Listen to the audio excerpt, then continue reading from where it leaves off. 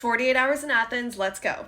As always, everything's on the blog, including hotels, hostels, and what to wear. If you're coming to Athens, I bet there's a high likelihood that you're also heading out to the islands. If that's the case, you'll be doing all of your sightseeing here and catching your ferry down here. Easy Uber ride or metro ride. If you're only here for a short amount of time, you want to be near the Acropolis and all of the sightseeing. So I recommend looking for hotels in Monastiraki Square or Plaka. I have options linked on the blog as well as hostels. Oh, and this is what your flight into Athens looks like. I booked a sunset flight. I highly recommend. Just so you can see this, the airport is pretty far out, so there is a public tram that will take you in, or you can hire a car or an Uber. Again, I recommend staying near Monastiraki Square or in Plaka. Day 1, depending on when you arrive, you will get there for lunch or dinner. Head to a rooftop bar, get some views, get some food, get started on your Athens trip. The view from the rooftop bar in question. I made a video on my account about exactly how to get here. If you have a full day ahead of you, try to fit this into your itinerary. The stadium that hosted the first ever Olympics. If not, I would hang in Monastiraki Square if that's where you're staying. The rooftop bar I just spoke about is right here. And then back in some of these streets are some very cool bars, so you can get kind of a local feel, or you can go to another rooftop bar and catch the Acropolis at sunset. Day 2, the Acropolis.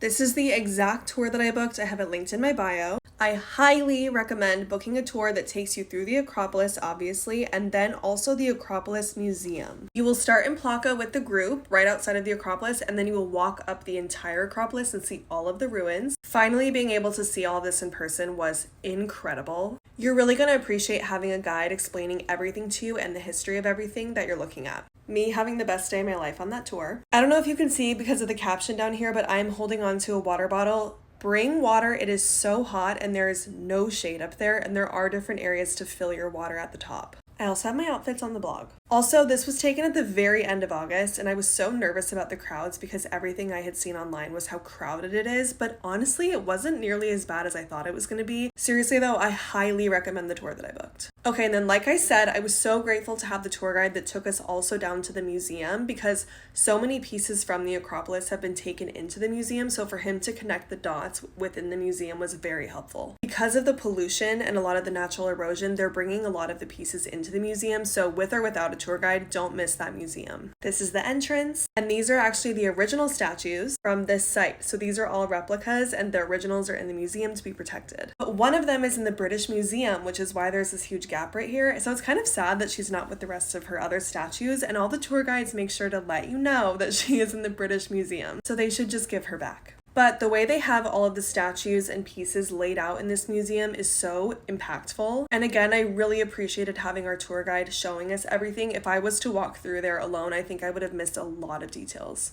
And the AC in there is great. And then with the tour, he leaves the museum, so you can still stay in there after the timed tour on your own leisure and explore by yourself. It was one of the coolest museums I've ever been in. So that will take up most of your day, and you will be very tired after that. So grab lunch in Plaka, walk around Plaka. You can even make your way back to Monastiraki Square, which is what I did. And then you can enjoy dinner in Plaka. I loved having dinner on my last night in Plaka because there was so much live music and it was just very lively and everyone was out and about. And you can't go wrong with Greek food. So again, that's this area here.